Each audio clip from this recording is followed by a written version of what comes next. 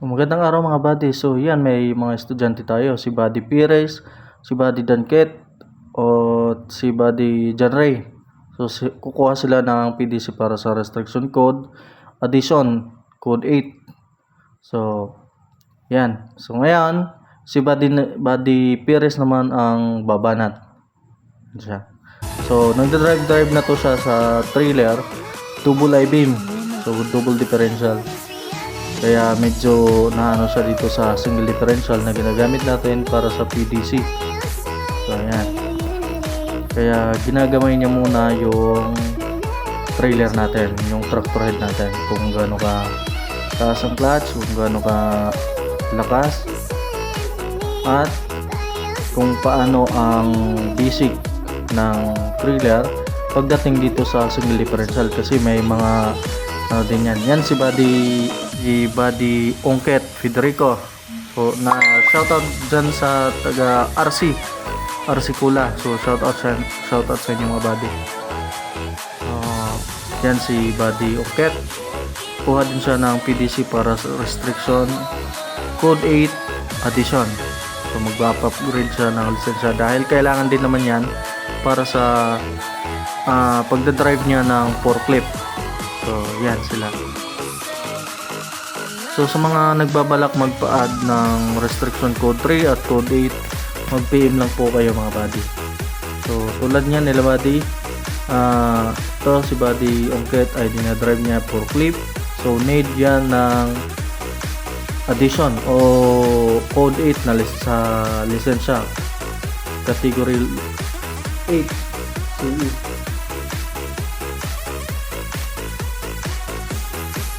Shoutout sa inyo mga buddy. Ayan. Tapos binabanatan na ni Buddy Pires yung offset reverse natin.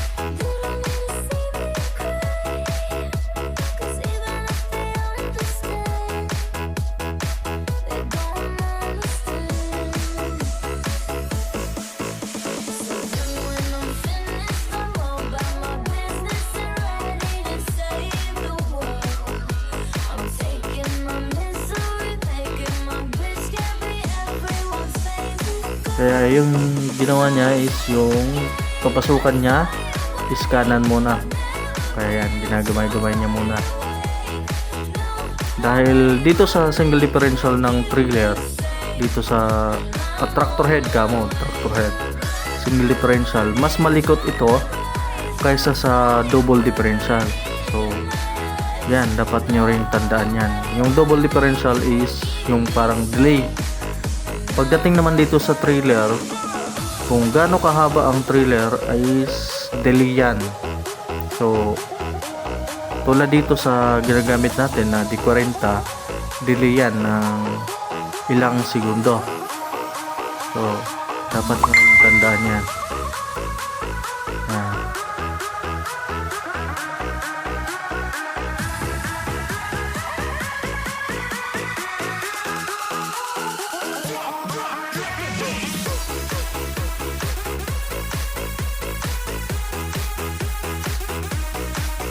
So hindi niya muna may pasok-pasok noon kasi ginagamay panan niya. So shoutout sa inyo mga buddy, shoutout. At kaya sa mga batang Pierre, biyahero guardians, tapos sa RC Kula, at sa mga naging estudyante na rin natin na galing dito rin natuto sa trailer. So sila buddy, meron na din yan mga may mga knowledge din yan sa trailer, kaya hindi na masyadong mahihirapan. Yan, adjustment na lang kulang. Okay, so sa mga magpapa-add pala ng restriction code 3 at code 8, mag-PM lang po kayo mga buddy. So requirements lang natin ay LTMS client ID, 2x2 ID picture, at Xerox copy ng lisensya. So sa mga wala pa pong portal ID o yung LTO portal, gumawa na po kayo. So May video din po ako dyan na kung paano gumawa ng LTMS portal ID. So, sundan nyo lang yung procedure na yon at makagagawa po kayo niyan. So, ang LTMS po, ang gamit po niyan ay para sa renewal at sa addition po ng DL codes.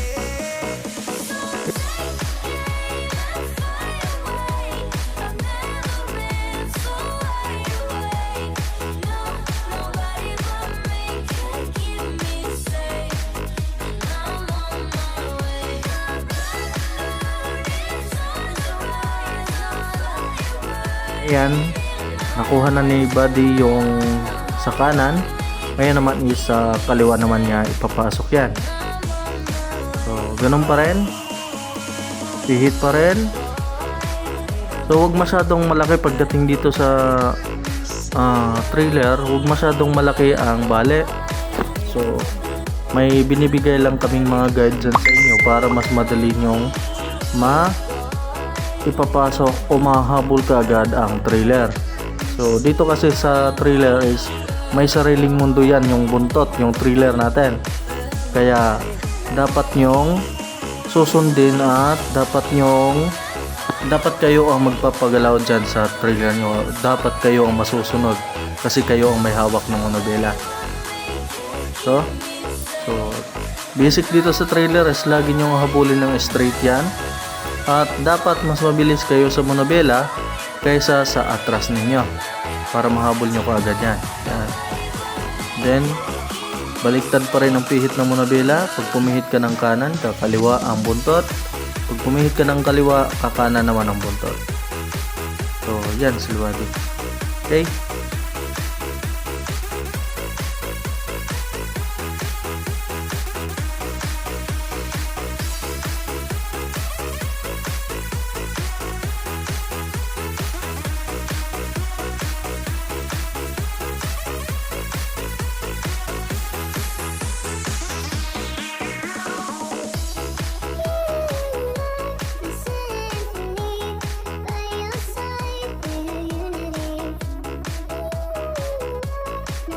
So yan, hindi niya may pasok ng isang diretsuhan, kaya umabanti na lang muna. Kung talagang masigit na doon sa pinakadulo o sa pinakapapasukan, sa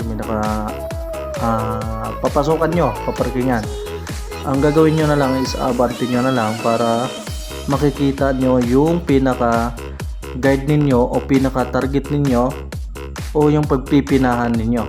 So yan lang ang diskarte dito sa trigger. Hindi niya may pasok ng isang beses, kayo mabante, tinatras uli. So nakakuha siya na kadalawang abanti si Buddy. Yan, si Buddy Perez.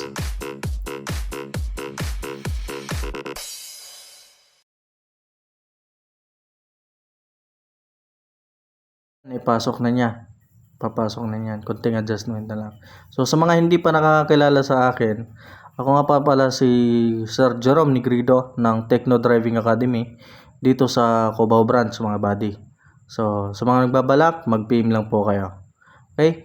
So congratulations din kay Buddy Perez dahil nakapasa siya sa practical driving course ng Code 8 CE. So yan, bigyan natin sila